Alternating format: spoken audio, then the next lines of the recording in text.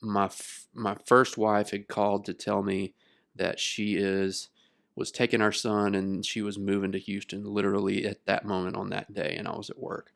And so I knew she was crazy, and I didn't really think that you know, anything was going to stop her. And so I went and got a large amount of my product and went and I sat in the Green Acres Shopping Center parking lot, and I was in my boss's truck, and he still works there at CBS 19. It's a great guy, Alan Casper. He knows it. He's a great dude. Let me finish. So I'm sitting in his truck, and I've got it. I blew through probably 6 grams in like an hour and a half, and I was covered in it, and I went into some convulsions, and my body locked up, and I was able to dial 911 when I kind of came to, and of course all the police swarmed the truck. They got guns drawn, and one of the cops that I work with pretty routinely, in fact, I was his office aide at Robert E. Lee, Craig Shine, who was the school officer. Yeah. He comes up and he walks in front of all the guys and tells them to holster their weapon. And he said, "Trent, what happened?" I said, "Man, I did too much."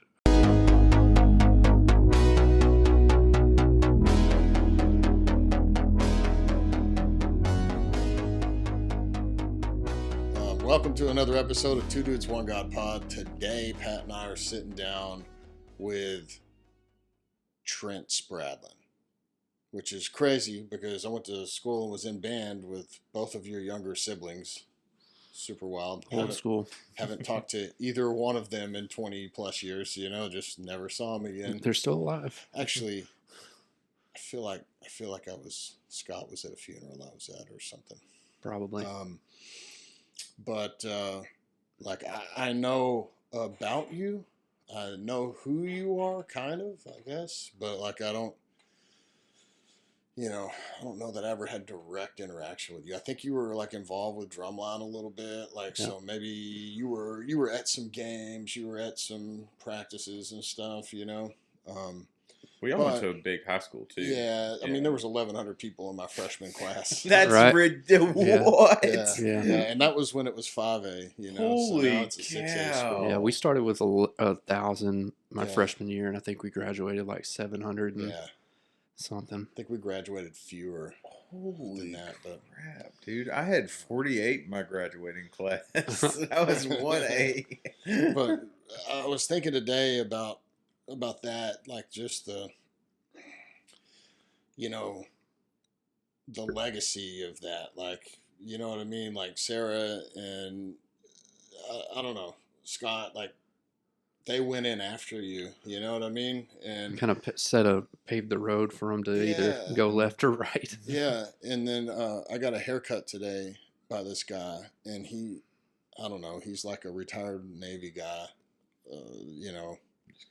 probably in his 50s, and he goes, Tedford, he goes, "Did your mom teach in Tyler?" And I was like, "Yeah." And he was like, "We moved here," and we're going to have to get this guy on the podcast. I don't want to mess it all up, but the short of it is my mom was the first white person he ever met when he moved from Mexico to Tyler, Texas. Oh, really? Okay. And then I talked with my mom, and she's started crying. She's like, "I'll never forget him," and it was just crazy. My mom's, born in 52, Yeah. That's too cool. So, and I've been excited. I tried to get him in here, early, we booked this day and this is the day we're recording, but we tried to get him a few times earlier because I'm excited about it. Yeah. So, Pat and I, this thing is pretty open. We want to give people an opportunity, in a meaningful way to share their testimony, share their story, with very little formatting, and so I've noticed that we can kind of get stuck in the weeds with details, or I don't know what year this was and stuff like that. And I think maybe broad strokes. I don't want to spend too much time on like stuff that's not important, because Yeah. I think that from what I've seen on Facebook and what I've heard around town, like God's really moved in your life in the last few years and like in a meaningful way. And like it's been powerful. And I I definitely appreciate want that. to hear about that, But if you want to just kind of catch us up, I mean, the dude's got a serious resume, like big names, big companies, big roles. Um, and then I'm assuming we're gonna find out. I don't know the whole story on the wheelchair thing, So Yeah. maybe you could fill us in on I'm that just too, lazy. Yeah, Dang, man, I've been Yeah. thinking about that. No, yeah, we can go about it in chunks. We'll probably have to double back because I forgot something, but yeah. Um, but yeah, I guess starting out, I was of course born and raised in Tyler, and then came up through school through TISD, and was involved in band and music. Really, those first 16, 17 years were like all health and good. Like I never smoked cigarettes, never got in any trouble. I take that back. I did smoke some. We used to make homemade cigarettes of like um, plastic straws and toilet paper. Oh my gosh. And I would get my brother and sister to, as a part of our made up gang that we had when we would go on trips. Of course, it was just the three of us. In order for them to be in the gang, they had to smoke a McDonald's straw with some Kleenex stuffed in it. But anyways, so they will attest to that. But anyways, that's amazing. so we yeah, I was a senior when my sister was a freshman, and so that was kind of the first time like having a sister. It was me, then my sister, then my brother, and so having a sister, I never really had the opportunity or wanted to look like a tool by taking up for my sister. I know that sounds weird, but sisters were just like, to me, were like, whatever, you go do your thing and whatnot. But once she got to be at the same school as me, it was very much a protective role. And of course, I had kind of made a name for myself as far as whether that was good or bad. My senior year, I got really big into like the business side of things, and a buddy of mine that I mentioned a little bit ago, I'm not going to mention his name again, but he threw a lot of keg parties that were very popular, and he charged money at the gate, and he made a killing doing it. And so I was like, I know how to make a flyer. I go back when Outlaws was open. We could, Oh my gosh. we could Outlaw days. we could get into Outlaws and being underage, and so we made up. This was the weekend of the JT Lee game, Oh. and so for a month we did promotions and went every weekend up to Thursday night and Friday night up to Outlaws and handed out literally thousands of flyers to these random people that I would not have otherwise hung out with.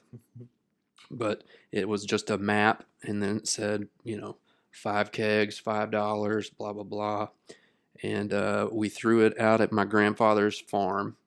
And yeah, long story short, we had like close to 1,000 people out there, and none of my family knew. And it was that was like the tipping point. I made a lot of money, but it really was the spur that started to jeopardize a lot of relationships in the family with me and my grandfather and my parents and all that. They were more let down than anything. But anyways, So real quick, just so where was that at?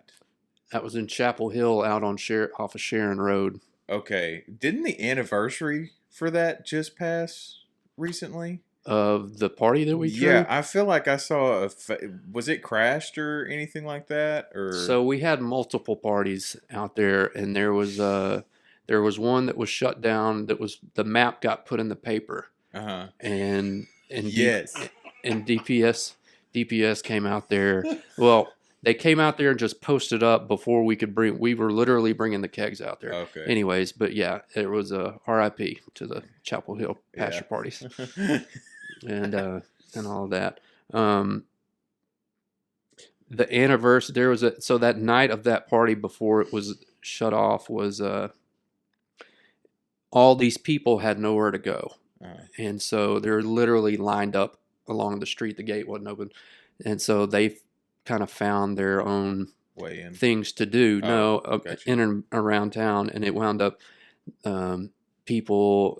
somebody wound up getting drunk that was an attendee at the party or going to be, and passed away. He was a star basketball player for Rowdy Lee and all that. But anyways, there was so there was a lot that transpired during that time. But after that was really what got my mind in gear on like entertainment, working events, producing events, things of that nature.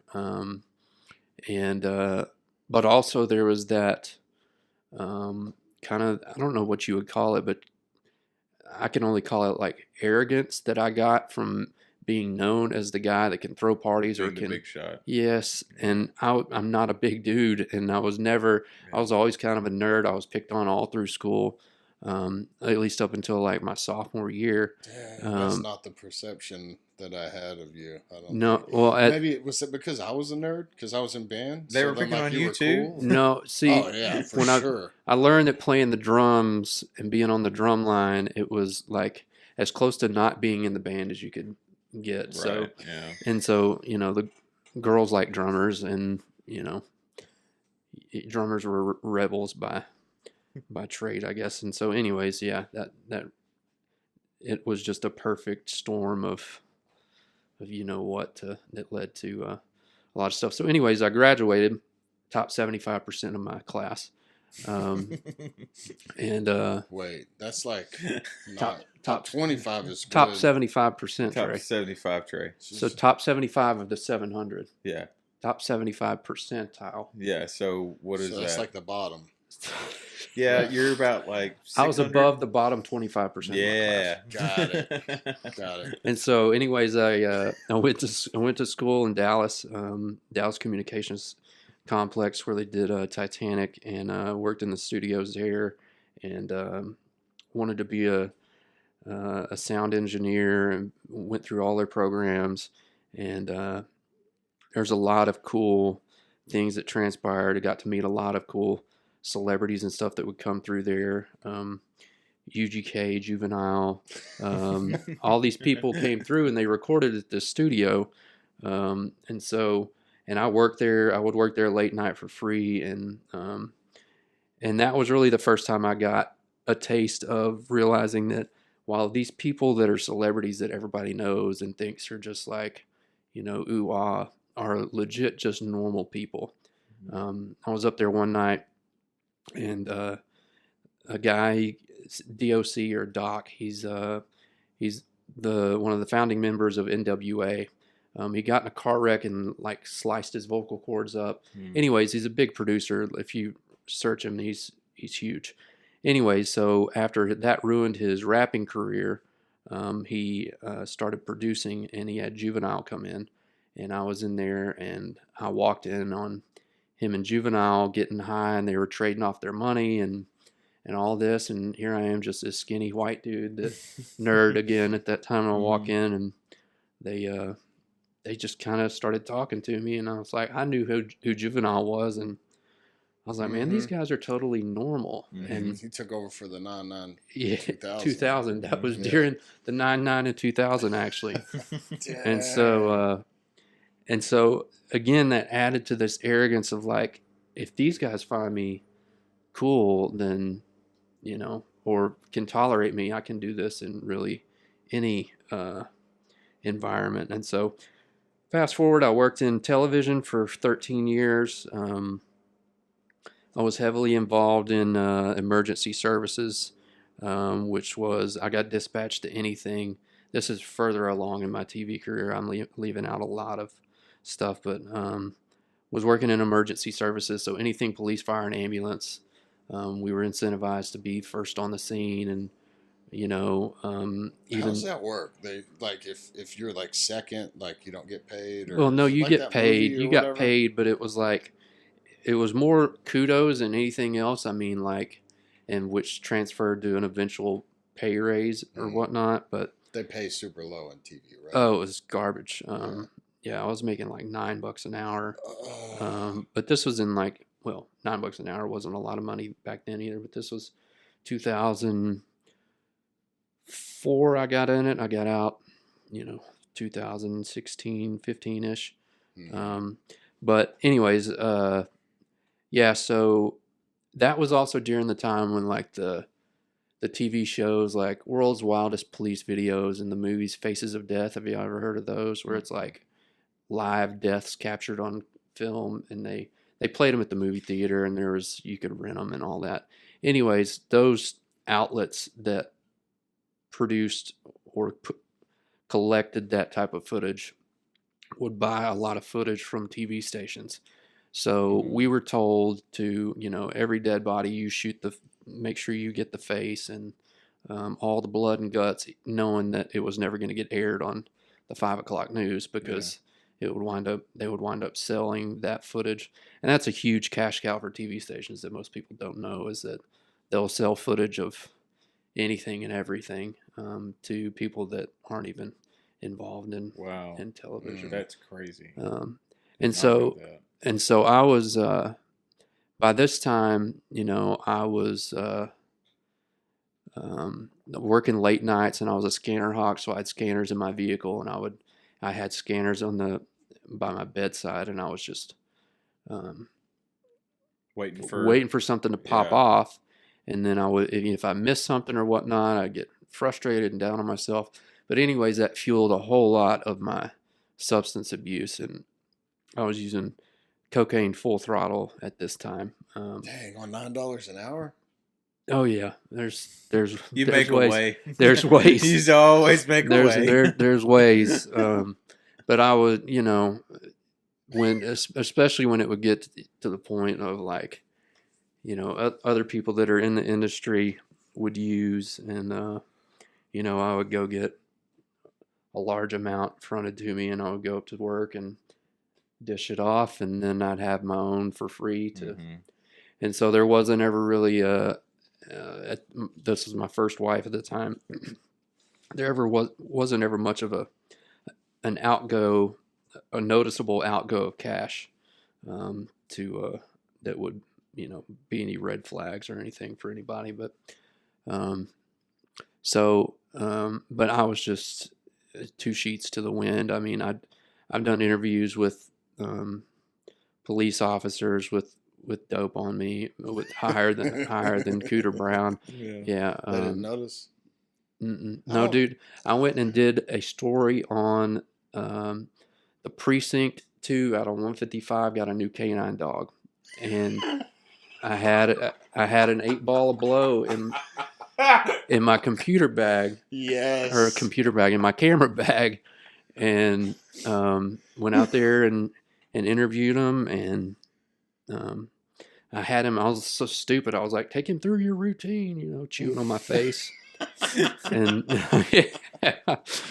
yeah, over the air biscuits. Yeah, the air biscuits, and he did it, and the back door was open. Anyways, the dog sat, and I know it was alerting to my camera bag, but of course he. The officer was like oblivious.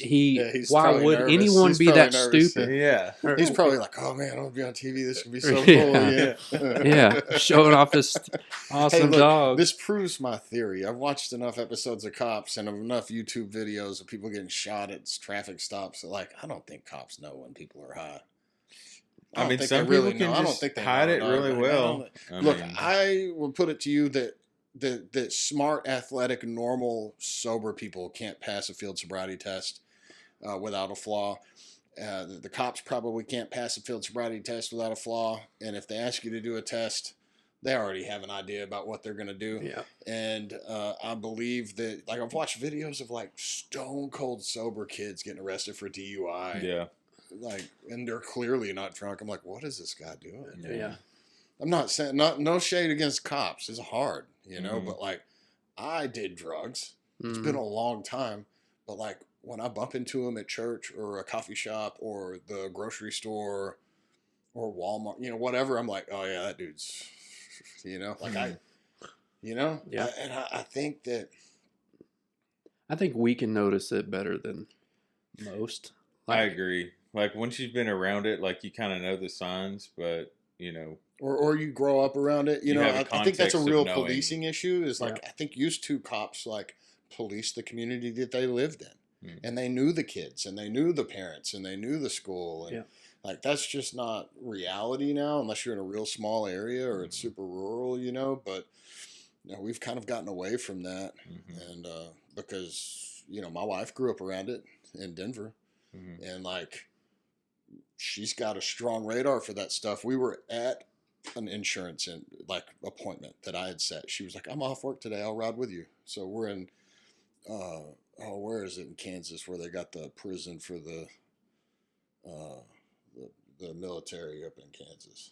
No Or idea. never been there. Fort Leavenworth. Leavenworth. Is that Missouri or Kansas? Whatever. Anyway, we were in Leavenworth and like the address that we were going to was Martin Luther King Boulevard, and I was like, I already know how this is going to be. This is going to be projects. And she's like, "What do you mean?" And I was like, "These people aren't going to look like us." And she's like, "What do you mean?" And I'm like, "I guess it's not like that in Colorado, you know?" I'm Yeah. like, and so we pull up, and she goes, "Oh, this projects. They look exactly like one of the places I lived when I was a kid, you know?" Because she lived in the projects. And so like I'm talking to this guy on the front porch, right?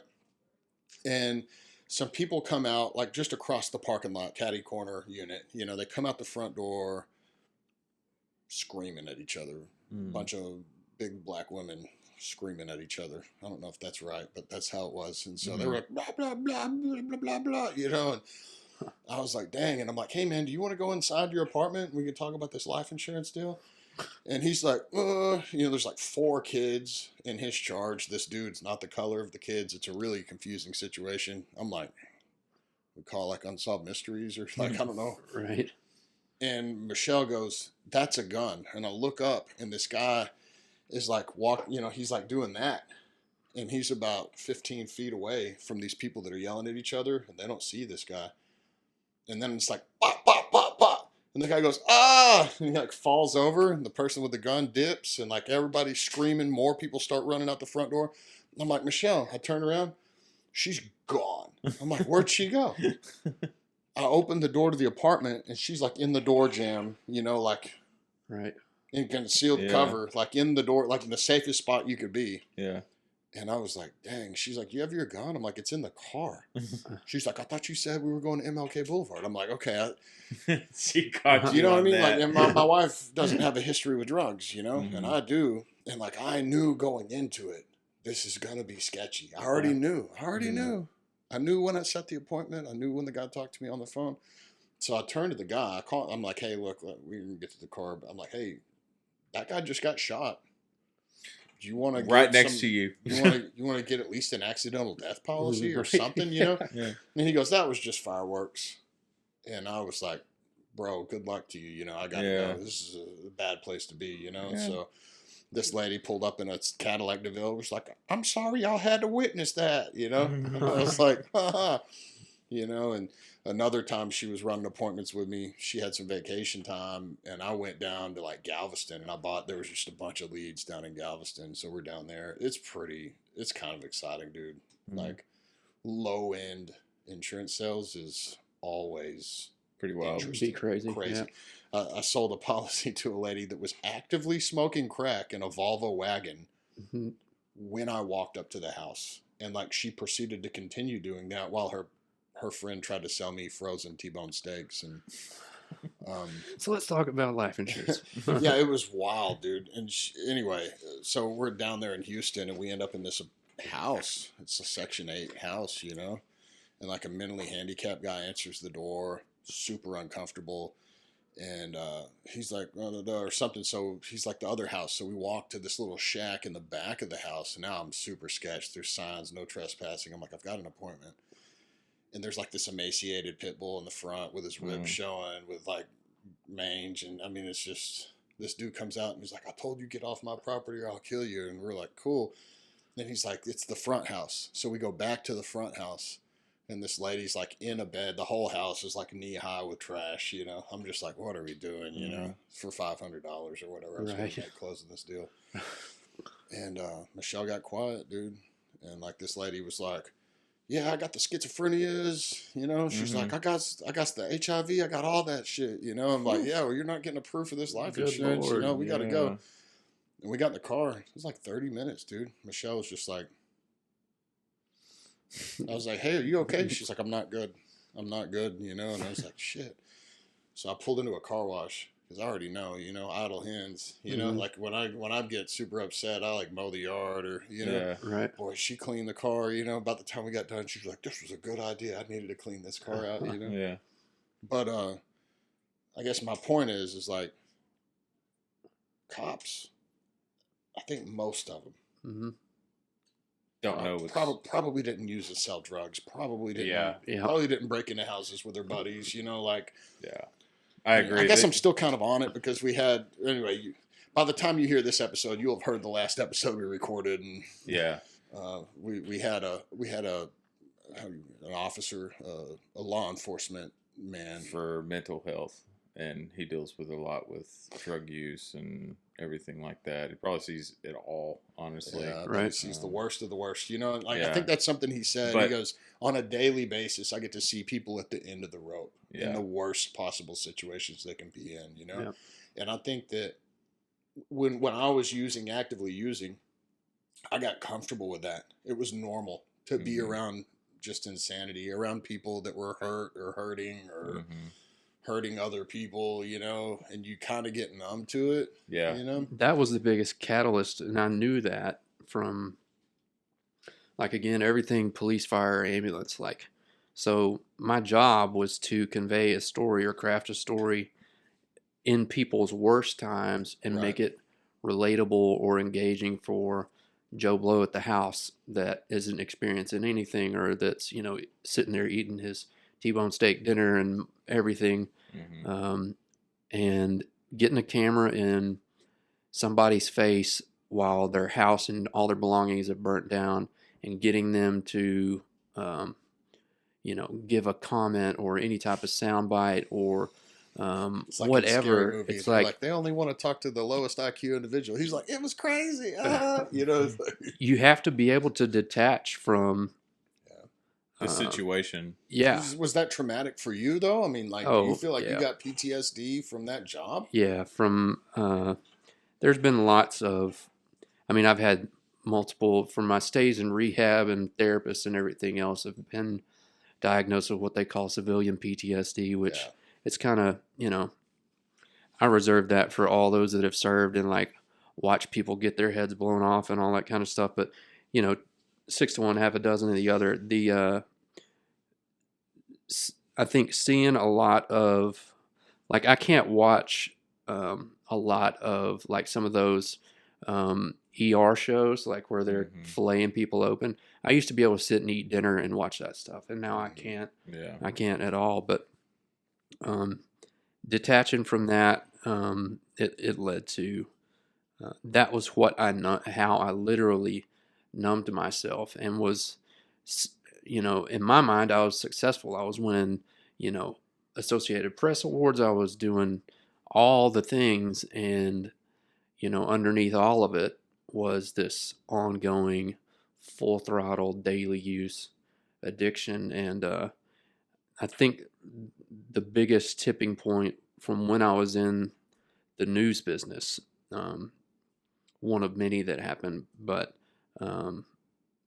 was when I had my first wife had called to tell me that she was taking our son and she was moving to Houston literally at that moment on that day, and I was at work.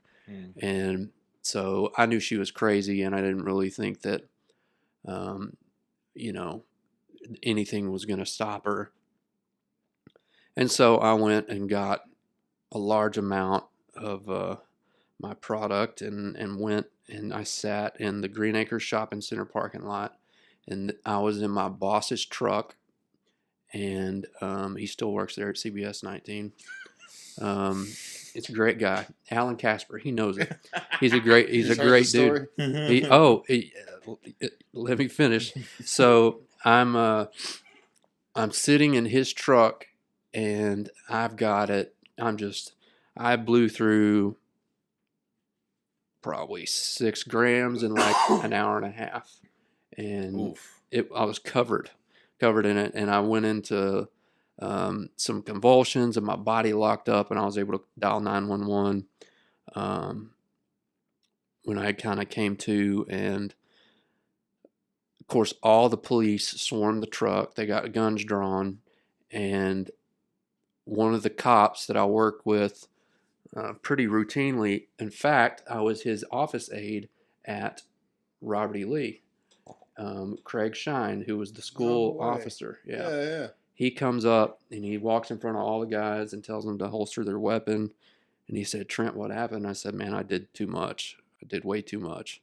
And it's just, again, it's all over me, all over the floorboard of the truck. He said, "Let's get you to the hospital." And anyways, they took me to the hospital. He followed me to the hospital. He let you drive the truck? No, they took okay. me out of the truck, put me Ambulance. into the ambulance, Got it. and got they it. followed me in the It's like, ambulance dang, to that the guy's cool as hell. hospital. Craig Shine is a very, very cool individual, and now he's a chief investigator for the district attorney now. But what's up, Craig? He they didn't. So they went while I was at the hospital. I got out after I got out of the hospital. My dad took me. It was literally 30 minutes before I was supposed to go to work by this time. My dad took me to work, and I walked in the TV station, and Chief Gary Swindle with the Tyler PD and the PIO at the time, Don Martin, were walking out of our news director's office. And that never happens. Yeah. And as they were leaving, the news director just fingers me over, and he was like, "They just let me know about something that went down with you. You cannot go to anything with the Tyler Police Department anymore. They will not allow you to be a part of it." And Yeah. I was like, "Well," I said, "I think I need to go to rehab." He said, "Yeah, that's probably a good decision." So that was my rehab stay number 2 by that point. But What year was this? This was in 2007, 2008. Okay.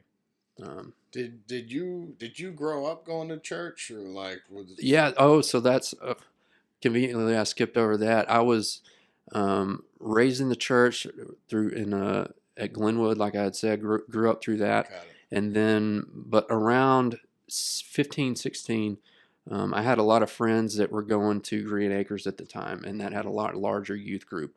And I went on a choir tour that they used to do. And I went on that, and we did a mission trip to Atlanta. And it was just like, that was the first time that I felt like the presence of God amongst people that were my age, and we weren't surrounded by a bunch of old folks in church, in a church building. And we were just out there like we put on this vacation Bible school for these inner city kids. And, but like the kids were actively like engaging with us and like wanting to know about God.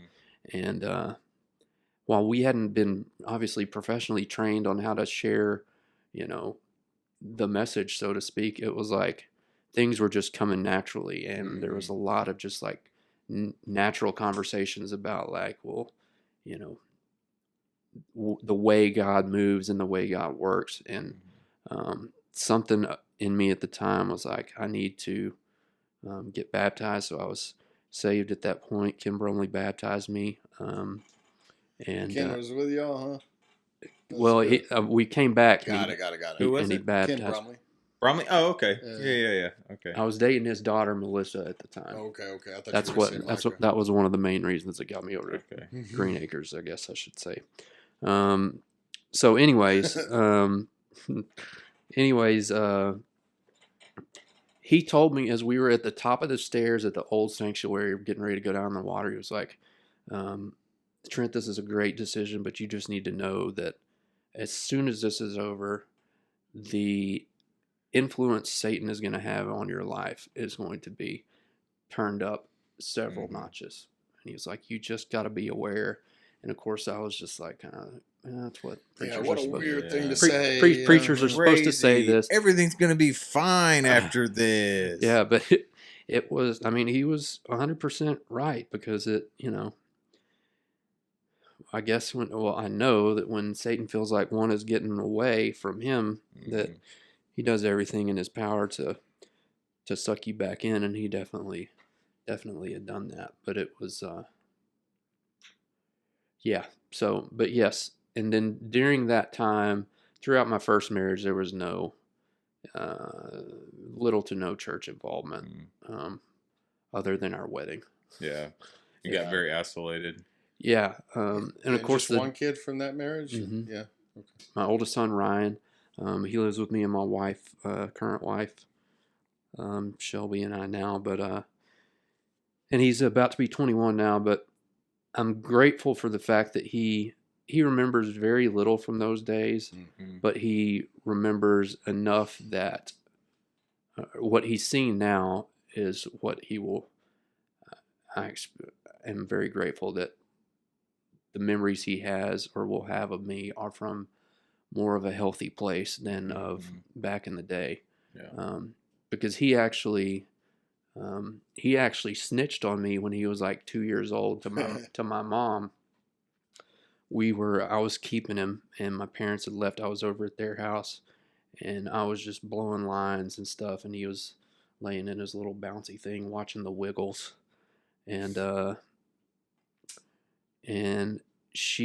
they came in, and he says, "Daddy says." Talk about a reality check, dude. Yeah. That was like, but it didn't stop me at all. Yeah. That's what was crazy. But I was like, literally, it was like a punch in the gut because he could not have articulated any better. Daddy says, and and my mom just kind of cut her eyes over. She knew. But yeah, man, there's from when the involvement of God really came back was every time I went to treatment 3 times. Collectively, it was like 200 and some odd days inpatient. And every time I went to treatment, of course, the 12 steps and the involvements or the inclusion of a higher power and all of that, it was like all of it made sense. Scripturally, the things I had learned as it applied to the 12 steps of recovery and all of that. And there's still to this day that I will feel spiritually disconnected or feel like I need need to check myself, that I will be like, man, I would like just to 3 days back at my old treatment center. I would love to just go. I feel that. Because it's not like I need it for the sake of, getting clean per se, but it's more of just that renewal. Yeah, dude. Well, And for me, I felt that way really strongly, especially the first several years of being clean. And until I got a job at the treatment center I went to. And, it's like then you get to see the business end of the back of it. And it's just like going to a church. You can go to a church and be super excited about everything, and then you start volunteering and working at the church, and then you're like, oh, these people aren't exactly how they appear to be, or you know what I mean? Like you start seeing the nasty side of it. But I think back to like church camp or disciple now weekends, or like stuff that we did when we were in like middle school, and I just remember how safe that felt, and it's like if I could have 3 days in a rehab, and it's like a safe place, you know what I mean? Like I would love it. I would love the opportunity. If only insurance would approve it, I probably would have already done it. But yeah, man. So let's see, what can I jump to now? It would be like once I got out of television, and got into like the PR side of things. So I got tired of um, being in the media and lying to the people at home. I'd rather be on the other side of it and manipulate the media to work for the company or whoever the client was, which is really how it works. But um, so I got on. I had started doing some PR. I worked for the mayor's office in Tyler. I worked for the Department of Transportation. I actually got the job at the mayor's office while I was in rehab, and I got out of rehab and Reporting to duty. literally the day I got out, or the day after I got out, I showed up at for the city of Tyler, and we did a lot of great things. I helped launch all the marketing efforts and external PR for the Liberty Hall, and revamped the city TV production and all of that. But getting in PR and really getting out and working in the community was refreshing, because I felt like I was contributing to society rather than perpetuating all the trash that happens. Yeah. Yeah. And that was a good change. But I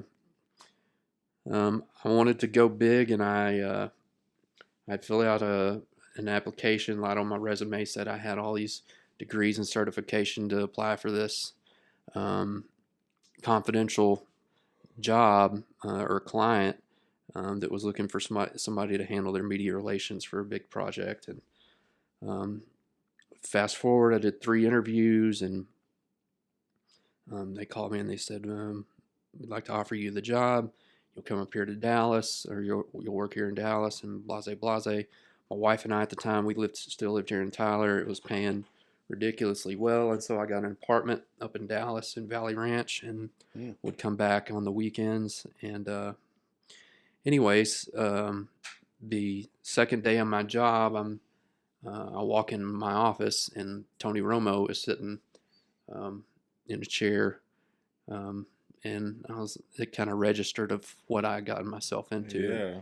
And so I was a media relations director for what is now known as SportsCon, and it's basically the Comic-Con of sports, and you have hundreds of athletes from all different sports will come in, and it's just an interactive, like you can shoot free throws with guys and play basketball. You can play catch with guys in baseball, and throw passes to receivers, catch passes from quarterbacks, all like legit high profile guys. And I handled all the media relations for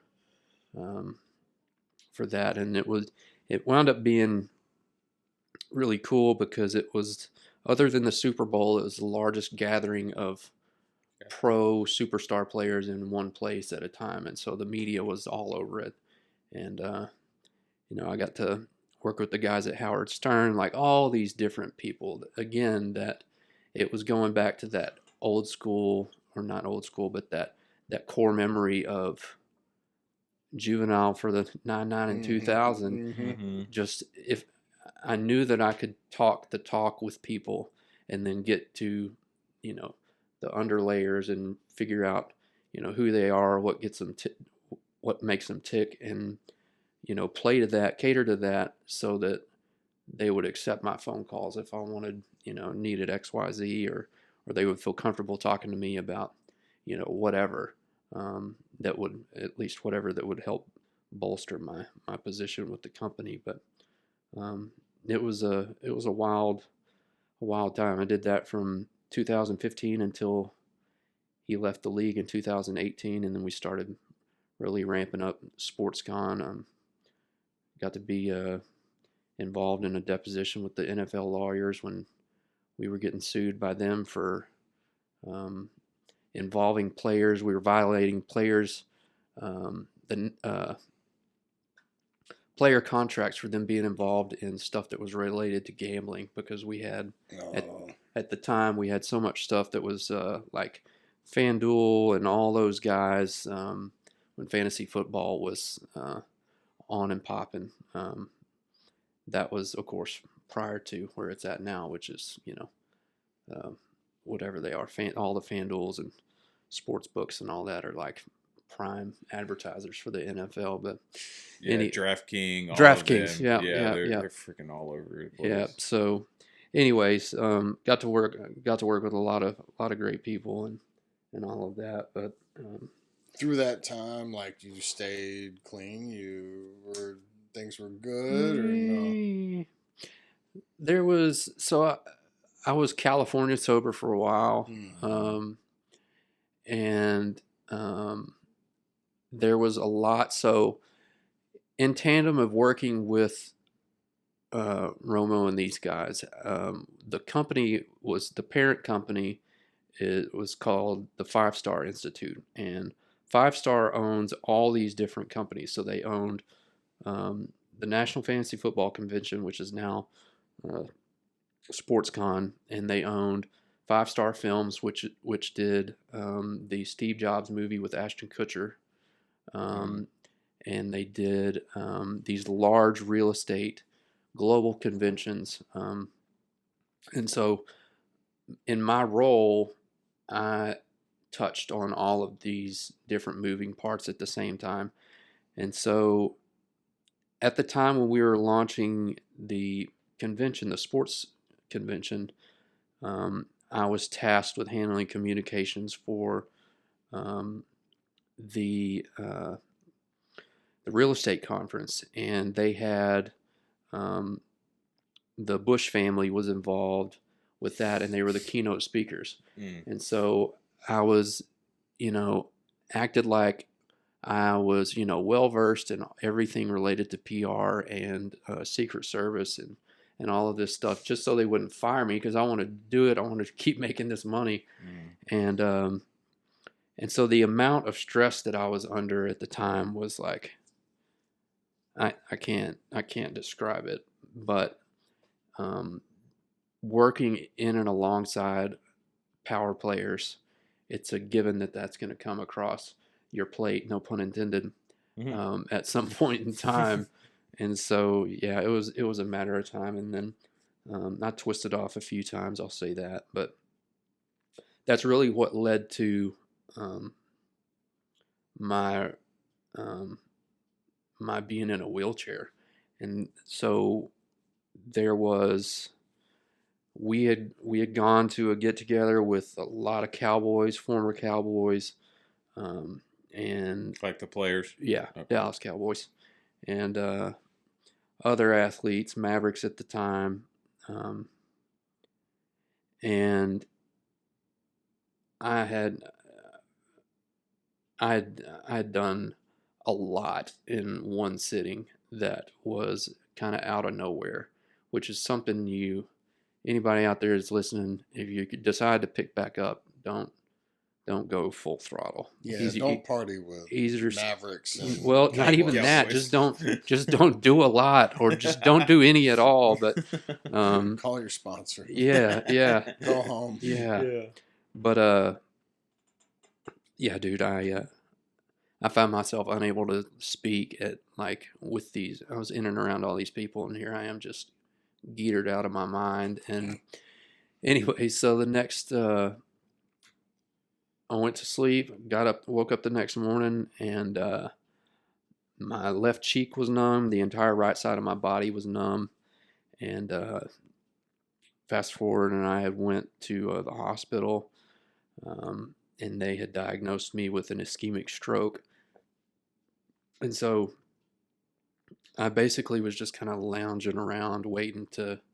I knew if I had had a stroke that I'm bound and determined to have another one, and it's probably going to wind up killing me. And I was always worst case scenario. Um, and then a few months later, we got a lady that did my did my imaging. She called and she said, I could lose my job for telling you this, but you need to go get a second opinion. And this was a lady at Baylor Medical in Dallas. Still don't know who she is, but I wish I could find her. And she said, you need to go get a second opinion, and ask them to do a cerebral or brain, thoracic, blah, blah, blah. She said all the terms, MRI. And so I went and got that, and then took that imaging over to a guy at UT Southwestern Dr. Okuda, who's a world-renowned neurologist. Again, grace of God. There's no reason why I could have been able to just waltz in there and get with this hotshot neurologist. But anyways, he looked at it and he was like, "Yeah, this is a textbook case of multiple sclerosis. I could use this imaging for a national exam for what I do." And he's like, "You definitively have multiple sclerosis." And so I was like happy about it. Of course, my wife is just shattered. Yeah. Your first wife? No, first wife is long gone. This is we second skipped wife. a divorce I know. somewhere. Yeah, yeah. Are we No, on the third wife now? yeah. So 2008, I got divorced. Okay. Around the time of And the Cowboys partying before the stroke, that was like in 17? 16? Okay. Mm-hmm. So we're 8 years after the first wife's divorce. Yeah, yeah. And okay, cool. And so we yeah, she's anyways. And so my current wife Shelby, she has been very much a godsend, and that's not like just saying that, but we get these people that are put into our lives intentionally for a reminder of who God is. Mm-hmm. And whether it's a reconnection with your mom or whoever, or parent or whatnot, or it's a new wife or even a close guy friend, I firmly believe that people are messengers of God, with whether we recognize it or not. And sometimes there's still things that I'll hear that resonate present day that I will have from a conversation years ago. I'm like, man, that was so God trying to tell me to pull my head out. Right. And but she very much has been the backbone of our family to help maintain. It wasn't like she was a Bible thumping, we need to get in church. It was very much just how she engages with people and what she exudes, that encouraged me to be a spiritual leader in our family and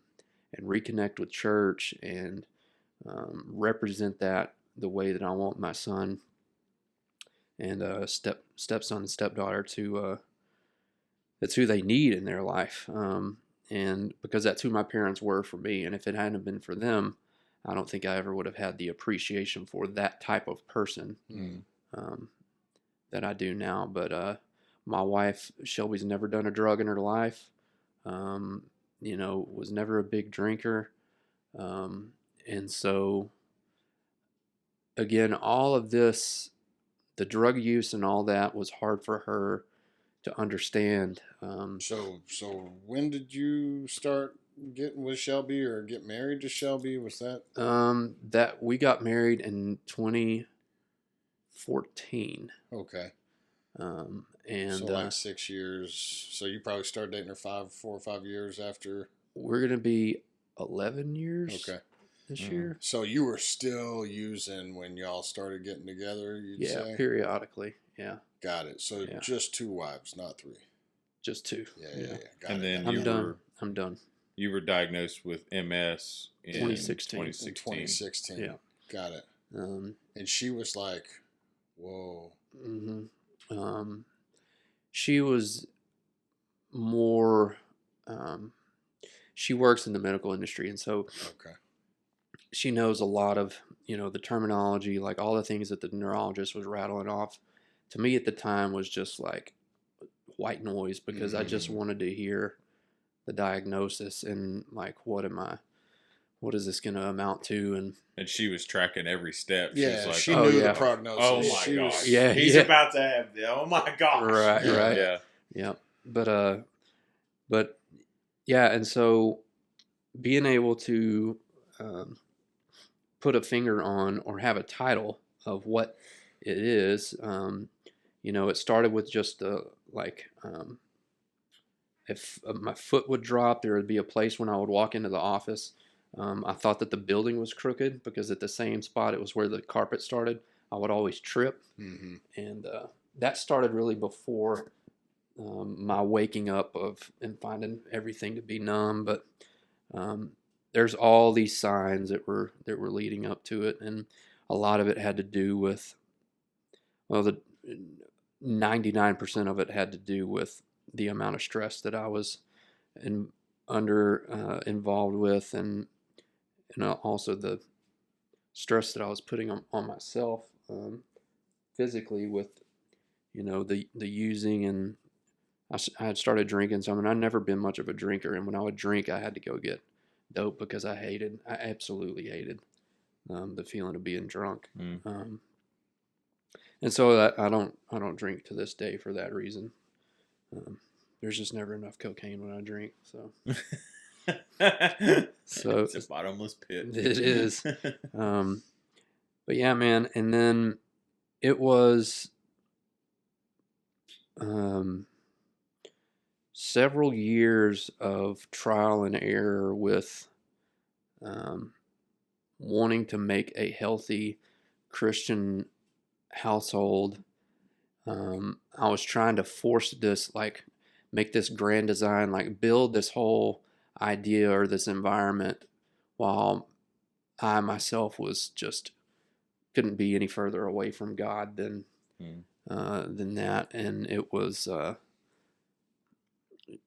I don't feel like that I have been as connected with God as what I had been up until the past 3 years, maybe.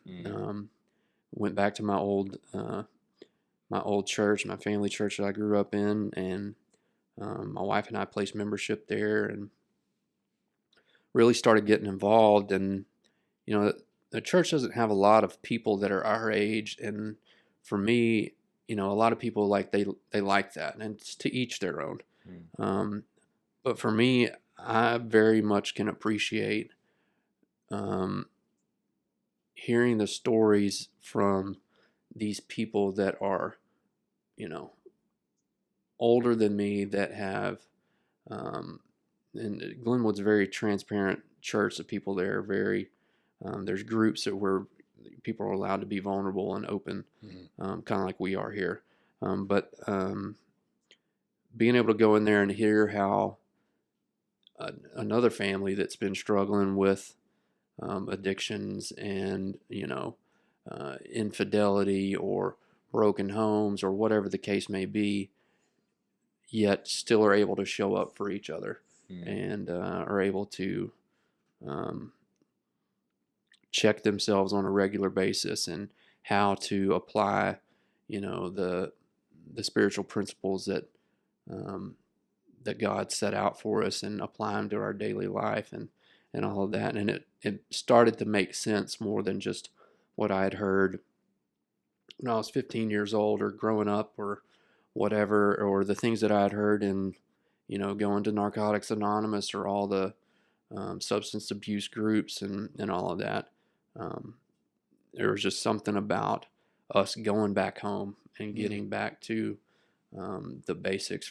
Selfishly for me, getting back to the basics of what I was brought up in, and seeing how it actually can work. I'm far from perfect, but it makes it a lot easier when you're able to surround yourself with like-minded people that are imperfect and openly imperfect, but yet have the desire to live a life that God recognizes and appreciates.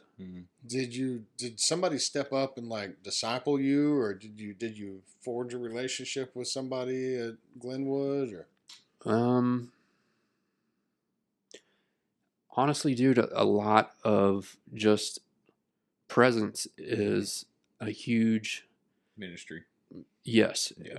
That is, people aren't even people. There are more ministers in this world that have never been to seminary, because it's just, again, being like, we could be having this conversation without these microphones and all this, but there's something spiritual about sharing and empathizing with others, and hearing the horror stories, and whatnot, and all the bells and whistles and positives of life, to remind you that being able to be in a community with people that are broken, and being okay not being okay, is a huge was a huge help. But Well, I think like just normal people struggle with that. Like maybe they listen to this podcast or they watch on YouTube or Facebook they watch a sermon, and they go, well, I don't want to go to church because either they're hypocrites or I don't have all my ducks in a row yet. It's like yeah, those are like equal objections to becoming a member, and like I hate the word member, but like deciding to be a part of a group of believers. But I think that there's not every Sunday am I feeling it, but like I'm gonna go, and I never got high during church. I've definitely gotten high in the parking lot right. outside of Green Acres. I did that, but just being around. If you hang around long enough, you develop a relationship. You get to know people. They call you if you miss. Right. So I guess like what you're saying, presence. Consistently being a part of something is huge. Or sharing, when you share that, my son is struggling with XYZ, and we share that in a, Sunday school group when it's prayer time. What prayer requests do you have? And we share those prayer requests, and then somebody follows up with you after the fact. They shoot you a text, hey, just checking in on the situation. Yeah, and it's like, I've shared that with some of my closest friends, and maybe they'll reach out and be like, hey, I hadn't heard anything about such and such in a while, but I think there's something about just, again, the presence and being able to foster a community of healthy people, and that's how people are able to cultivate that, I think, is by pouring back into others the way that they themselves really want to have people pour into them. And so my wife and I both, we try to, I think we're pretty intentional about returning those favors to others in the same way. If you want to have a friend, you've got to be a friend. Yeah. It can't be all take. You made a post on Facebook like 4 or 5 weeks ago, and it was something about something about like your kid's testimony or something. You know what I'm talking about? Yeah, something about we can't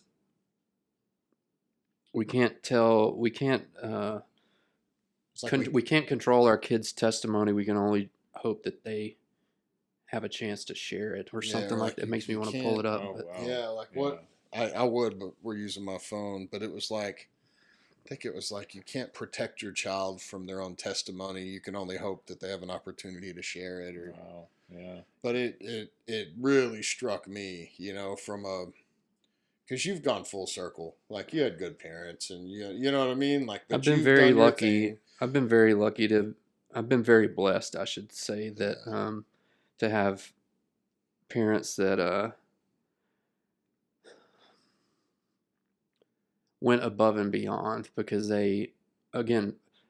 my mom is a lot like my wife. My mom's never done a drug in her life.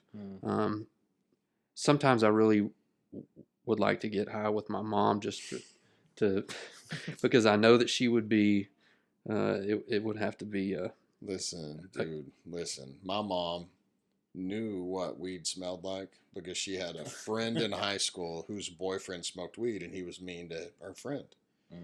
And so, like, when I got caught when I was 16, my dad was like, "What are you smoking cigarettes?" And mom's like, "That's not cigarettes." But as far as I know, my mom has never smoked weed, right? Yeah. So the other day, we're having lunch after church or something, and she just, out of nowhere, she's like, "Well, my sister, my aunt was mad at her boyfriend or whoever, and they were in a fight, and she was like, I'm going to eat this gummy. I'm going to take half of this gummy." And mom's like, "Yeah." She's like, "I was like, yeah, me too." So they split a gummy and ate it. And mom's like, "I didn't know what it was. I thought it was a gummy bear," like she's, so, these things are probably 500 milligrams, right? Whatever they are, something obscene. It probably says eat a quarter. My mom's first blast off is she's like, "I was walking all funny, and I just had a look on my face." And then like my mom's husband didn't know. Oh, Lord. And so like later he was like, "Why were you looking at me all weird?" And she was like, "I accidentally did drugs, I can't find the post, but My brother was mad about it. He was like, "Why didn't you call me?" You know. Could have shared. I felt regret, and I think before my dad passed, I think he did too, to an extent, that like I never got to like have a beer with my dad. Yeah. I was 18 when I went to rehab, and the first shot for me worked, and I know that's not everybody's deal, but I just I'm unwilling to gamble. I just I don't really love gambling. I have a problem with gambling. Like, I'll say that. I don't know if I've talked about that, but like I used to go every Friday payday. Me and a buddy of mine who also, he worked for Channel 1 News. He worked for KLTV, Kevin Reiser. I don't know if you know Kevin, his dad. Anyway, he and I used to go to the boats, and I would spend my whole check sometimes, like sometimes when it was like Bill Friday, and I would just like gamble the whole check. So one year I got like a tax statement from Sam's Town, and I had lost like 16 grand or something, and for a dude making like 35 grand a year, That's a lot. that's crazy, and I thought, and I had this one time where like I lost all my money, and then I went and got all the money out of my debit card, and then I lost all that money down to $20. And then I ended up with $20 at a blackjack table that was empty at like 3 a.m. at Sam's Town, and I won all of my paycheck plus all the money in the bank back. Wow. And I was like looking, there were signs that were like, if you need to win, you need to stop, call this 800 gambling number. And I was like, oh. So all of that went down. And in my mind, I was like, I want a motorcycle, but I can't afford one. And then like I made this deal with God. I was like, hey, if I do the right thing, like, do you think it'd be okay if I bought a motorcycle? Like, I don't know if that's the way that works, And so what I did is I went to my bank, and they were like, yeah, we'll loan you money for a motorcycle. I was like, what a life, And, in my mind, I told God, I said, okay, it's God's bike. The bank owns it. And as long as I do the right thing and make the payment, this is a guaranteed bet, like I'm going to get a motorcycle. And that was, early, 5 years sober. I don't know how old I was, 20 something. That was a big deal. So like, I don't like gambling, and I'm unwilling to trade the possibility of a good time for the likelihood of a terrible time. You know what I mean? Yeah. Like the relationships I have are important today. My friends are important. My dogs are important. My kids are important. My wife. And I feel like addiction's a weird thing. I've heard a speaker say it's like trying to hold water in your hands. It just slips through your fingers somehow. It just doesn't matter how hard you try. You just can't get it together. Well, the dude, I made it sober for a long time. No drugs, no alcohol. Still wrecked a marriage. Still was unhappy. Still didn't have, everything was bad. And like when I finally said, okay, God, I can't do this anymore. I'm done. Yeah. It's like after the divorce, after the rebound girlfriend that I thought was the one, after all that stuff, I just said, God, I don't know what you want me to do for work. I don't know where you want me to live. I don't know if I should even date anybody. But like, I just want to be with you. Whatever you want me to do, I'll do that. Within a year, everything I've ever wanted in my life. Boom, boom, boom, boom, boom. Sounds like you stopped asking him about motorcycles and started asking him about real things. It's interesting because I think there's something there. I think you're onto something, Pat, because for real, like when I got sober, I said, hey, God, I'm going to make this deal with you. See, I'm a deal maker. Yeah. I'm a sales guy, right? Mm-hmm. And I was like, hey, God, like, I'm pretty sure you're real. I was probably agnostic, I don't know that I was an atheist. I guess I wished I could have been an atheist, because that would have been simpler. Everything sucks because there is no God, right? But I couldn't quite get there. And I was like, God, if you're real and you care about me and you can help me, this is a bunch of ifs. I'm going to give you 1 year of no drugs, no alcohol. No matter what happens, I'm just not going to put them in my body. And if my life's not substantially better than it's ever been after this year, I'm getting loaded. And I mean, there were hard things, and I guess I'll say that like bad things happened when I used drugs, but also sometimes it was amazing, right? Like I didn't ever do coke with Tony Romo, but like I didn't disclaimer. I did not do that either. I did smoke weed with Lil Flip at Bank of America on Broadway, so I've got that. Okay. That's pretty that's cool. a thing. That's you pretty know, cool. they were on their way to Shreveport and stopped to get money at Bank of America. Weird. Did you know? did you try to go with him? No, I was just like, I'm not racist. I'm not racist. And they were like, yeah. I'm like, I bought this in Eminem tapes. I bought this. And they were like, yeah, it's cool, dude. They were super cool. Yeah. They were super like normal dudes, you know. Yeah. But like, I had good times. But even if 1 or 2 out of every 5 times was bad, it's just not worth it. Right. Yep. It's just not. And Yeah. Finding out the why, why I would use is, I mean, you go to rehab. I went to rehab so many times, or I went to rehab the number of times that I did because, for all the wrong reasons up until really the last one was the first time it actually set in. And so, whether it was doing it to appease my parents or to salvage a marriage or all of that, and I wasn't really working it because I wanted to get well. I wanted to get well. Deep down, I knew I wanted to, but it wasn't until like they really allowed myself to be filleted open and find out why I was escaping being happy, healthy, and free for the sake of, feeling different, but then being guaranteed to feel miserable the next day or whatever the case is. And it wasn't until I started really honing in and figuring out why I was using, and that had a lot to do with helping enable a sober position. But, I think that, and a lot of that was hard to do because it was, stuff from childhood and all that nobody wants to talk about that or, that's over and done with. But, I've also learned that if I balk at something, 100% of the time it needs to be addressed. Like if I get shut down by somebody or I get off put by somebody, I need to ask myself, why does what they're saying bother me so much? Or why does this environment feel so uncomfortable? Yeah, man, it's interesting how all that works out. But back to your original question about, which I think is important about anybody that's helped support me through it. I would say to start with would be my childhood youth minister Tim Lofton, and then Ken Brumley, and then Tommy King, and then my dad. I just have to shamelessly plug those guys because they've if it were to come down to,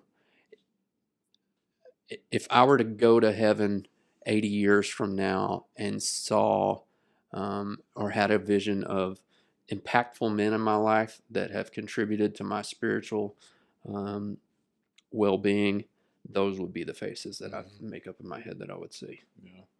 So, but yeah. And honestly, without even realizing it, I think my son, even though he's not, a preacher or like a communicator at all, I think, again, just presence of people that are that hold value to you, that are not a value with caveats, like a dope man or whatnot, but somebody that you just would move mountains for just for the sake of their well-being. I think that he definitely fits that mold. But yeah.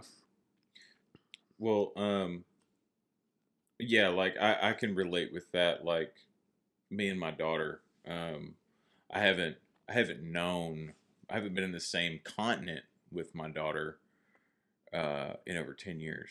And this past February, her mom, stepdad, little brother, everybody lives in Henderson now. And I was worried about what mine and her relationship was going to be like.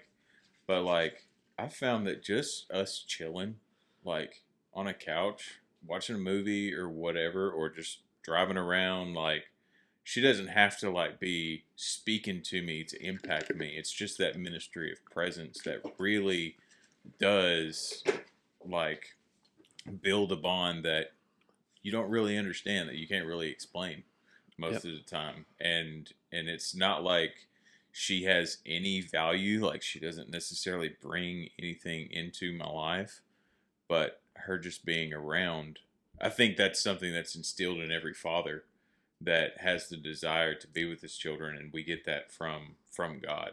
Yep. And the more that we realize how flawed of fathers that we can be or that we are, is whenever we start to really see the perfection of our heavenly Father. Yep. I know too many people who are struggling with their kids, who are struggling with even understanding like why they let their kids treat them this way, like because they're going through teenage years and all that kind of stuff. But the reality is that we do the same thing Yep. to God so many times, and if we don't like check ourselves and realize that we can pretty quickly end up in the same boat as our kids acting towards their parents, it can be very, very detrimental if you don't like have that self-observation. And obviously it sounds like your son has been a pretty big motivator. I mean, Yeah. once the first time he quoted you,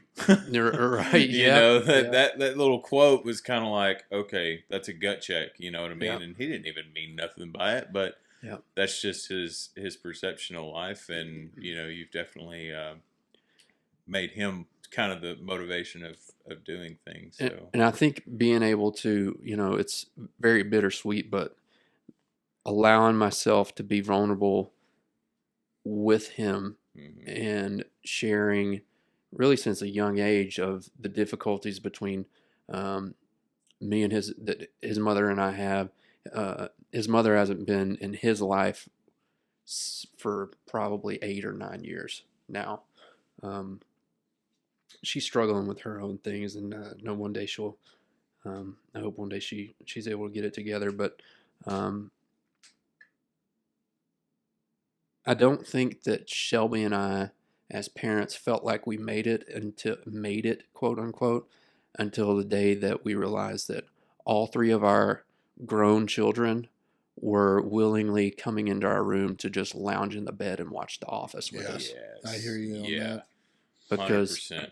because like, we couldn't ask them to do that at any Right. point in time, but when we're looking around and they're laid up at the foot of the bed like a bunch of dogs and getting food all over the place, and it was just perfect. They're just comfortable to be Yeah, there. and Yeah, that's amazing. I don't remember ever doing that with my parents. Right. I wanted to do my own thing, obviously. I wanted to do my Yeah. own thing, Yeah. and Go bury myself in a closet. but yeah, but and that's not anything to say negative of my parents per se, but it's allowing that space for them to feel okay, even you know, um, because they know at one time we were not okay, Right. and that we are who we are, and by the grace of God, we're able to um, move one step forward the next day. But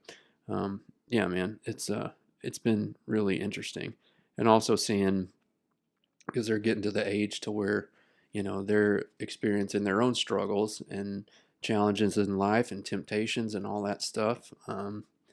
And I think having to let them navigate it without um, steering them per se, or saying this is what you have to do. If you don't do it this way, you're going to be screwed. Letting Which them make their own decisions. is let them fail, and like that's kind of I think what the post was about, was allowing your kid to fail while having the fear that they may not get to share their testimony. Right. And because I've experienced a lot of death. Like most of my son Ryan is named after a friend of mine that died. And I've had multiple friends that have died from alcohol, drugs, car wrecks, and all of that from a very young age. And and there's that fear for me is a lot of times unwarranted and unrealistic, but also is in the same on the other side of the coin is very much realistic. And so it's almost like I don't want to be that worrywart parent, but it's just I'm okay being that sometimes because it still kind of puts things into check that I give a shit, you know, Yeah. and all of that. But I'm very blessed to be in the position I'm in. Like I'm able to work and from home, and my wife works from home, and we don't we aren't miserable with each other. Like we feel like things feel weird if one of us goes out of town for a while and all of that. It's just like not that we can't function, but it's just like that routine that we get used to. Yeah. Is It's a good one. yeah. Um, and if the kids are gone for a certain amount of time, we're like, when's Brooklyn coming back? Like, coming back. yeah, she went to our youngest daughter, Brooklyn. She went to camp, the Green Acres camp this past week, and was gone for like a week and a half. And like we would, one of us at one or the other, some other time, we were like, "Do you know what time Brooklyn's getting back on Sunday?" No, okay. Is it Sunday or Saturday that Brooklyn's coming back, or just stupid, you know? But I'm okay with that, and you know, I remember my parents kind of being that way, and I was thinking I'm never going to be that much of a nerd, but here I am, and I'm totally fine with it. A nerd. Know? So yeah, dude. There's been nights where, like Friday night, Saturday night, my daughter was a senior last year, you know, and like I would come in and she'd get in from school and she'd go, "What are we doing this weekend?" And I'm like, "What do you mean we?" You know, like you're a senior in high school. You like, want to hang out with me? You just hang out with us. I did find. I found it on the watch. You posted. You said. Oh. You said you can't protect your child from their own testimony. The fear is they will never be able to share it. Yeah. You know, so it's like if you solve the problem before they get the lesson, then how are they going to be able to benefit to help somebody else? Yeah. You know, and I think that's from a parent perspective, it's tough. But it helped me with my relationship with God because, like, as I see the kids stumble, then I think about my own sin, my own struggle, my own, you know, bad decisions, and it helped me understand because, like, I didn't love my kids any less, you know, when they messed up. Yeah. Yeah, you've said it several times. I want my daughter to call me. I want my kids to be able to come to me whenever they've messed up because, like, I can say that I could do that with my dad, but I didn't. Plenty of times, like, I had there was no reason for me not to call my dad. But then there was a couple of times whenever he found out and he actually bailed me out quite literally, like on the 9th day of me being in jail. And he was like, "Why didn't you call me, dude? Like, have I done something that makes it to where you can't call?" And it was me. It was my pride, you know. I don't want to let my parent down. But, like, I remember my dad being like, "Don't you ever, ever hold out on me being there to help you because I'm the one that knows the stuff. Like, I'm raising you." And yeah, that was the weirdest scorning I've ever gotten from my dad.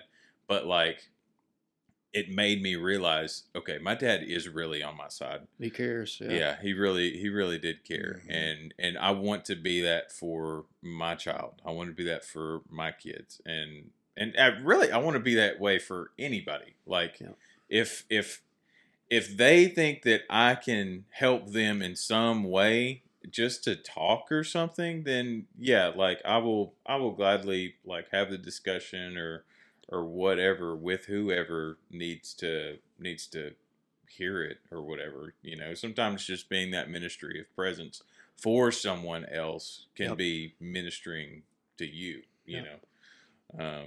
So I definitely relate on the ministry of presence and Well, on they've got to every want to level. be around you, though. Right. So like that's the. Yeah. And that's I can something you can't remember. force either. Yeah. Otherwise, Mhm. you drive them away. Yeah, But like I can remember my dad was always the most mad that he was the last one to find out these bad things. And like we Mhm. didn't want him to know because we knew that we were afraid of how he was going to react. Yeah. And then like in the last 6 months, I've seen a couple of examples of kids doing things that, you know, maybe a parent, maybe a parental intervention could have, Prevented some maybe not things. stopped the testimony, but Yeah. like, Curved it. you want to put your kids in a good position, Yeah. if you can. I remember I got caught at Lee. I was in one of the portable buildings, and I had weed on me, and I was a senior, and I had a cigarette roller, and I rolled a cigarette. And I guess the professor saw me, and he thought that it was like Spanish too. It was like a weird class, and he thought that it was weed, and it wasn't weed, but I did have weed. And so he like stepped out of the room, and I was like, something's weird. So like I gave my weed to somebody else, but I was 18, so But it was still I didn't weed. give the tobacco to anybody. And so they came in and they took me to Horace Johnson's office or somebody. I don't know. Maybe it wasn't Horace Johnson by then. Anyway, and they called Dad, and they were like, we have to suspend him, and he was like, throw the cigarettes away or whatever. Mhm. It's like, dang. Yeah. And then I failed. I guess right before that, I failed the 6 weeks of chemistry because the teacher said on the syllabus, "Hey, homework's 50% of the grade." So I did what any smart pothead would do. I didn't do any of the homework and made 90s and hundreds on the tests and right. failed the 6 weeks. So I couldn't march. Yep. So Doug Morris is in the office. My dad's in the office. Everybody fought about it. They called the board. They called the superintendent. They had all the other principals in, and that teacher was just like, "It's in the syllabus. I'm not changing the grade. I'm not allowing him to do extra credit." He failed. Yeah. And what's interesting is like I've thought about that a lot since then. And like my dad knew I was wrong. Right. Yeah. He knew I was right. He knew that teacher was right, but like he fought like he had no idea that I was wrong. Mm-hmm. And I don't know that he even really got mad at me about it. Like I think he really fought. I mean, even Doug Morris, I think, thought that like they were gonna let me march. Yeah. Right. I was the best tuba player. Wait, were you in the band for Yeah. that of Sailors in Wales Yeah, show? yeah, So that was my first year I went back as a drum instructor yeah, dang, dude. yeah. Good to see Wow. you again. I guess you were high for that one. Huh? Dang, dude. That's wild. It's okay. I was high too. Hey, yeah. Um, See that now at that time I was just smoking a lot of weed.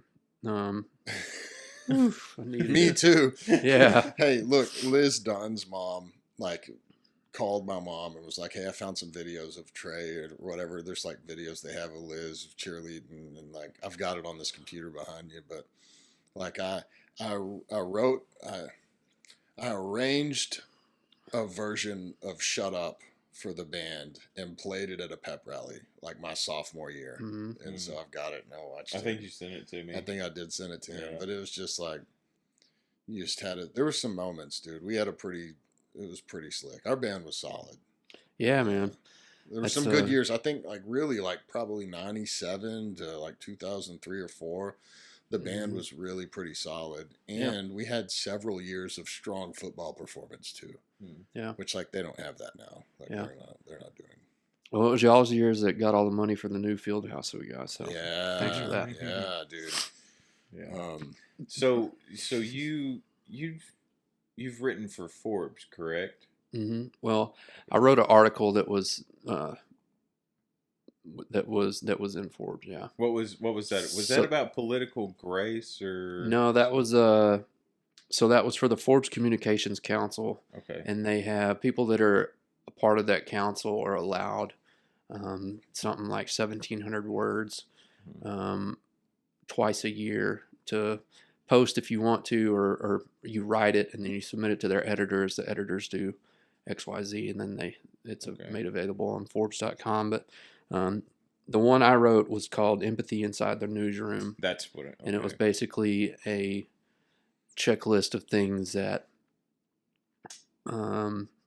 management positions, people in power at the TV stations can do, or really any broadcast media outlet can do to help offset some of the traumas and exposures that people encounter working in those areas. But yeah, that one instance that I wrote about where the child was ejected in the baby seat through the front seat of through the windshield of the car. Like I had written, like I get on this train when I start writing, and I wrote some. It was pretty graphic, but it was, anyways. There was a lot that was cut out of that by the editors at Forbes, but and rightfully so. But there's something about being able to for me personally, to express and process a lot of what I was exposed to by writing. And there's tons of stuff that I've just written and thrown away, and that old cliche thing to do, but it's really helpful for me. But and then I guess to bookend my story, the involvement with Drumline and everything else, I started a nonprofit called Therabeat, and we do everything is drumline based, and so we have several different programs, and we have a youth drumline that's third grade through eighth graders. They can be from any skill level, and we have we perform at different places around town, and we have a big showcase that's coming up the first Saturday in August. And we have a program that we take to the prison. That's a prison ministry. We have a connection with the Cofield unit out in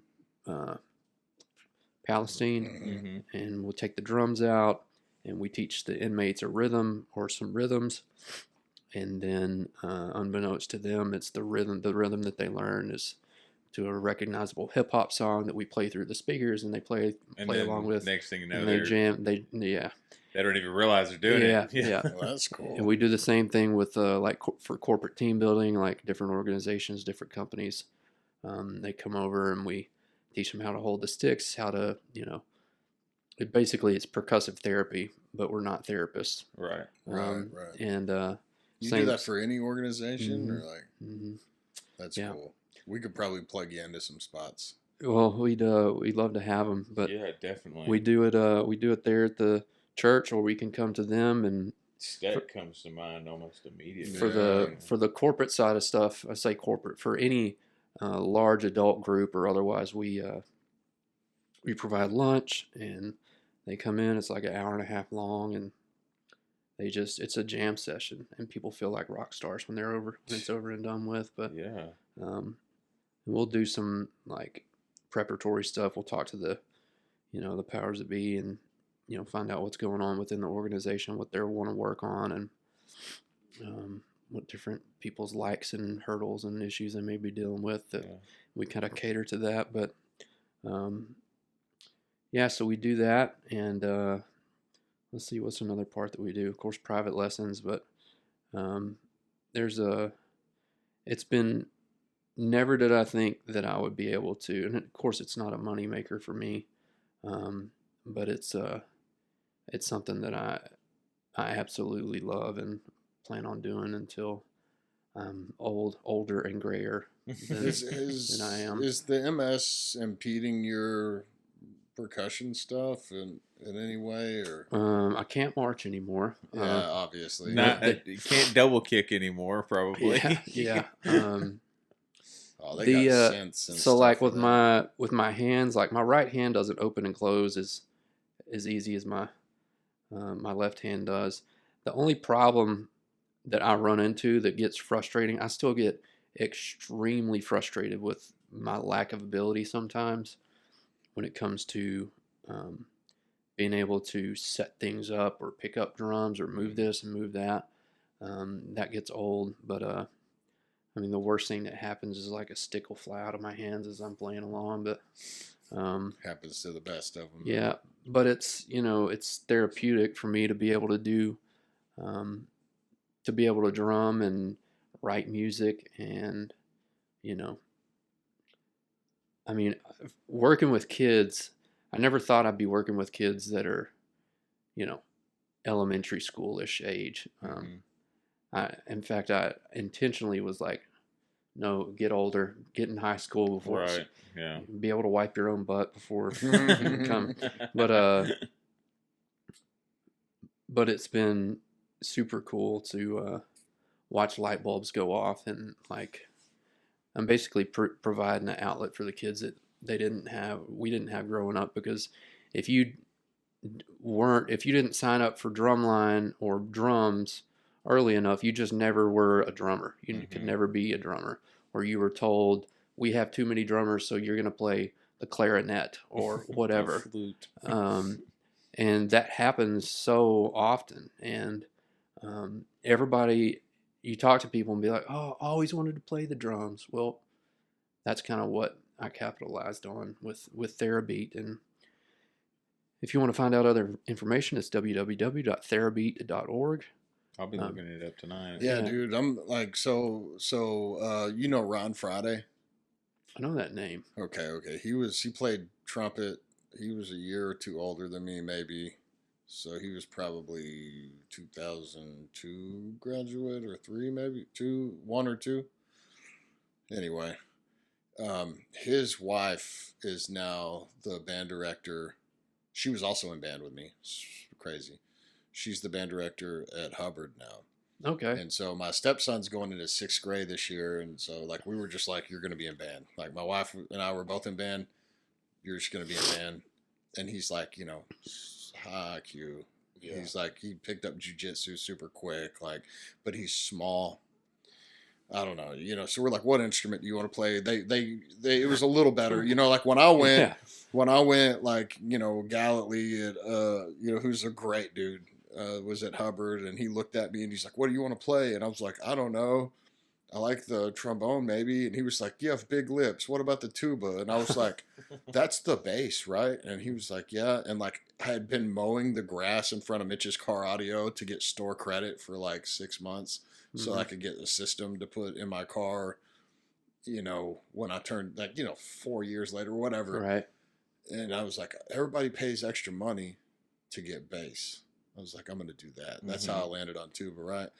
Well, it's like much more scientific now. They bring the kids in, they make them, blow through several different wood reeded mouthpieces, different brass, stuff. And he was like, maybe I want to play drums, I'm like, okay, cool.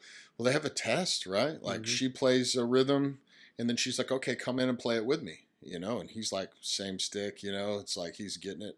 And she's like, okay, that was good. So she plays a more complicated one, and then he comes in, he just nails it right off. And then she's like, how old are you? He's like, 9, She's like, how do you spell your name? I mean, he just like spells the name.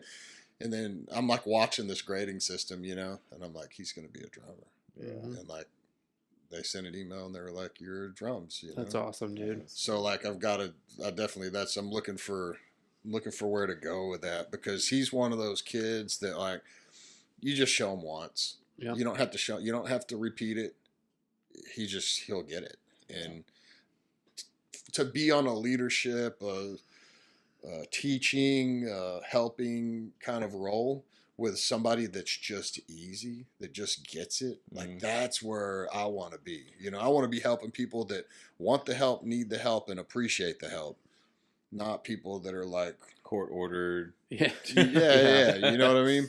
Yeah. Or so, like their parents have the money to pay for the lesson, so they're there. Like that's not the ideal person, The cool thing about Therabeat, we're able to take kids that have zero experience. I mean, we have an evaluation. We make sure they have a functioning brain and can take instruction. Right. But we're able to implement these kids into a core group that when you see them perform, I mean, they're better than we were my 9th grade year in high school. and I'm not just saying that. In fact, we play. You remember the cadences we used to play when we walk around the rim Yeah. at Rose Stadium? So I missed that. So yeah, dude, they don't do it They anymore. don't do it anymore. But we play those same cadences, and these are 3rd grade through 8th graders, and I found a way to sync them up with like Lil Kiki Southside and all these cool things, but we're able to take these kids that just want to play the drums, they want to feel like a drummer, and they're able to come in and do it, and we our youth program runs usually end of April through August. So it's during that phase of, it's able to cover up some of the summertime, keep the drummers that are drumming still active and playing. And, we're having the results are yielding and able to, like this year, we have 2 8th graders that placed on the tenor line at John Tyler.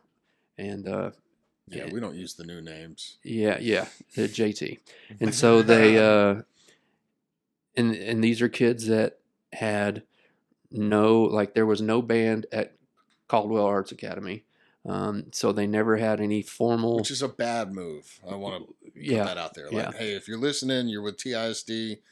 If you're going to open Caldwell to middle school kids, you need a full-fledged band. You need to have a band there. That's ridiculous, And so, anyways, they have myself, Travis Upham, we have been a influencer in these kids, and I was like, I never thought that it would work out that way. But these kids who were, came from literally nothing are now placing on the top positions of the drum line at these high schools and blowing out these high school kids that have been there and drumming through all their middle school and 2-3 years in their high school, and they're placing higher than them, and it's feeds that ego a little bit, but that's the whole point of doing all this, is giving these kids an outlet. Do you think that just one-on-one private instruction is the difference there? Because these band directors are underpaid, understaffed. Yeah, they don't 100%. have the time to correct the small things, to polish things up as much. 100%. We've both sat through however many rehearsals of you get 2 measures in, stop. It's like, why don't you know your part? You know, and that's the thing with band. I think people that have been in band feel it. And I guess probably football players or baseball players feel it too. It's like you're only as good as the worst one that's there. Right. Yeah. There was always a couple of kids, and we had 400 people in band at Lee. There was always 3 or 4 that I'm like, I hope they fail this semester, this 6 weeks. Right. Right. Because you just know that they're going to be out of step. They're going to be off the mark. Mm-hmm. They're going to miss the note. It's like, what? Or they were just out there holding their horn. They just weren't playing. It's harder I think, to fake not playing drums. You know what I mean? Yep. But there's always a couple flutes. I'm maybe they'll be in the flags next year. In all my years in school music programs, the most I ever got out of any instruction was during drum camp, when there was dudes that were assigned to us for a week and a half, 2 weeks, and it was all we did was drum. College kids, cool older guys that were legit down to teach you how to play, and weren't focused on what uniforms had to look like for the year, or what kind of drill they were going to do. And so definitely the one-on-one instruction goes a long way. And it's we're not affiliated with the schools, which makes us not teachers, which makes us a little bit cooler than you said you had Mr. Goutley. He actually does the audio up at Glenwood Church. Oh, that's cool. Yeah, he's a cool dude, and he sent some students our way as well. And man, there's a lot to be said about. I mean, there could be a tuba camp for people that love to play tubas, and those students are going to be rock star tuba players, right, because they have a moment to interact with a tuba professional that It's just interesting how that works. Don't you think that's what it's about? 100%. Don't you feel like you're getting to pour into these kids? Doesn't it keep you young? Doesn't it make you feel useful? Isn't that an opportunity to show people God's love through your behavior and your relationships? Yes, it does. I think that I've found more of a desire to do it with adults more so, because there's people being able to take somebody that, oh, I have no rhythm at all. Don't ask me to do anything that's difficult. And then again, Challenge them. seeing well, it's not even, they don't even realize they're being challenged, but it's just it's presented to them, and showing them how to do certain things that they otherwise wouldn't have, or to play in the section, like if they're playing bass drum and aligning them with people that they otherwise wouldn't work with in the office, and they're then jamming, the root bass rhythm to, a cool hip hop song, and everybody's just smiling ear to ear. And that to me is, all of it's showing, sharing my talent that God gave me to communicate and to play the drums. But I love doing that for the kids because it's what I didn't have. But I think doing that for adults, having the opportunity to do that for adults, has been a huge motivator for me, and that's what we're looking to ramp up a lot more in this coming year, is our adult programs. But it's a big opportunity to serve too. It's all His, man. What's next for you, man? Do you have like a job? I guess that was a dumb question. But, yeah, well, I've been a contractor basically for the past, since 2021. For media? Yeah. Still? Media, PR, website design, marketing mostly is what it equates to out here. Got it. But worked for several different entities, and I like doing. I think, my wife and I are very blessed to be in the situation that we're in. We've both worked very hard to get to where we are, and I like being able to do things for, businesses, people that are looking to level themselves up, and not make it all about focused on, dollars and cents. Dollars and cents are important, but so much of the companies that are out there that do what I know how to do are just raking people over the coals. Yeah, right. And it's really sad. I mean, people are charging thousands and thousands of dollars for a website, and it can be built for next to nothing. Yeah, shameless plug. But anyways, the being able to work in that capacity and help others, helping with the church, with all of that, is that's important to me, and something I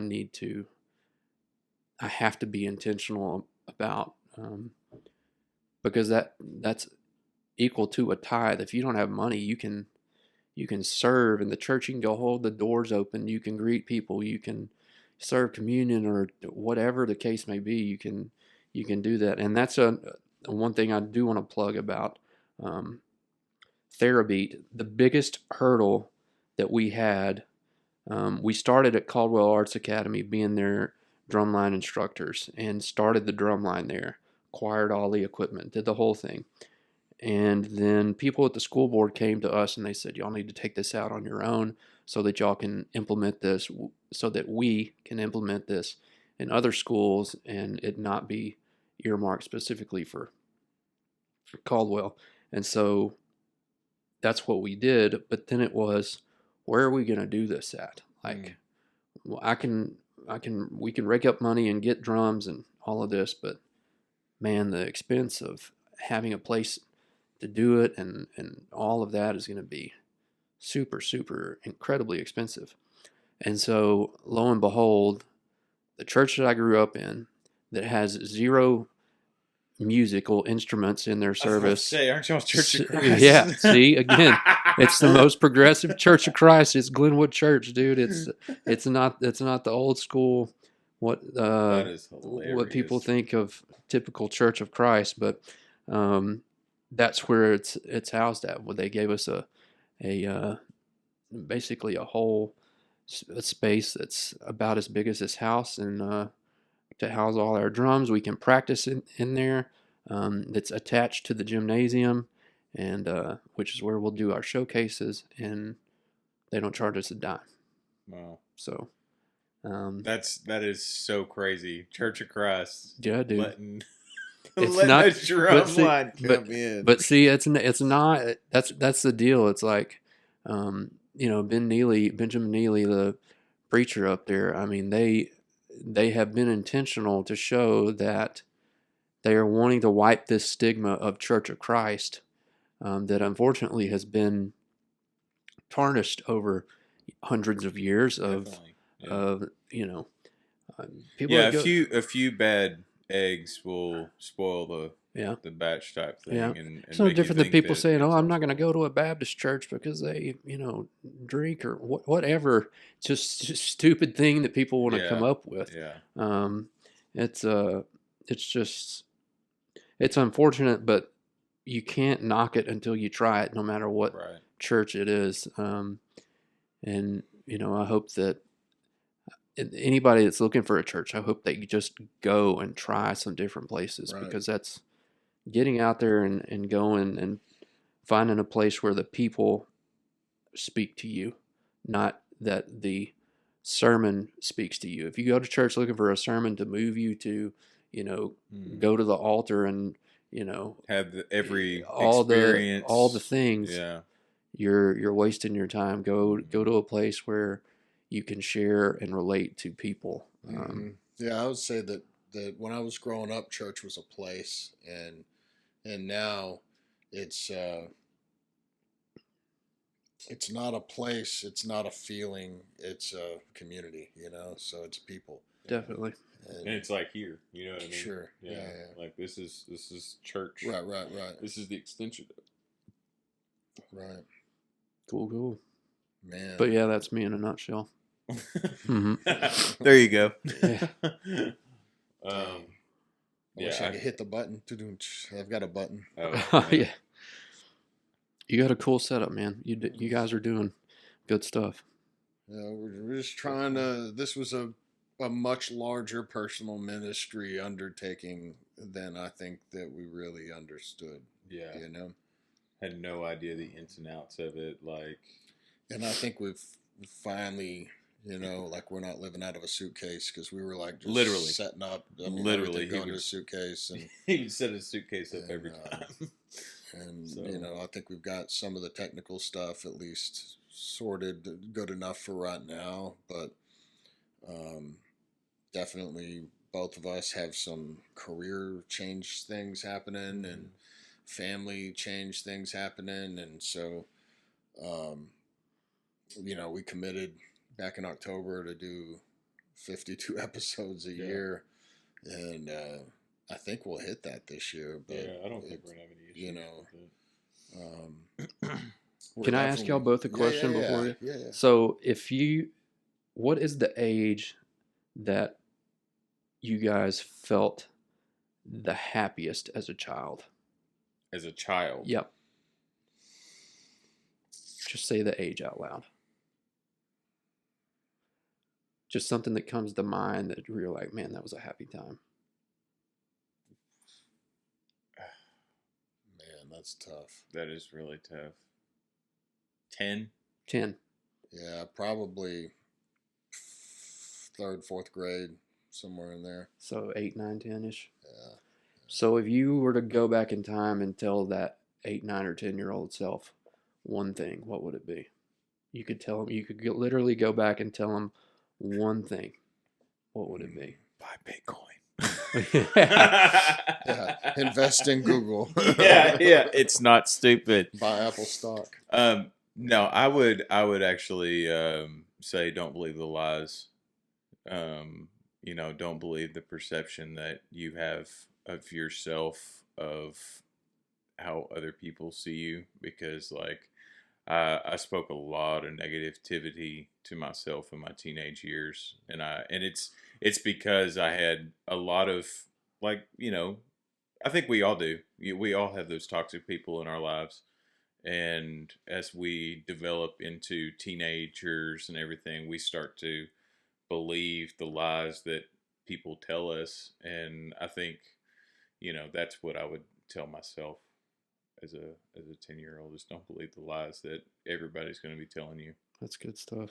So Yeah, I think that's a great question. I think for me it would be I would tell my 8, 9-year-old self, like, hey, you got this thing figured out. Follow God. Don't get distracted. You know, don't get distracted. Like, things are gonna happen that aren't cool, but you don't have to burn things down about it. You know, you can just trust God.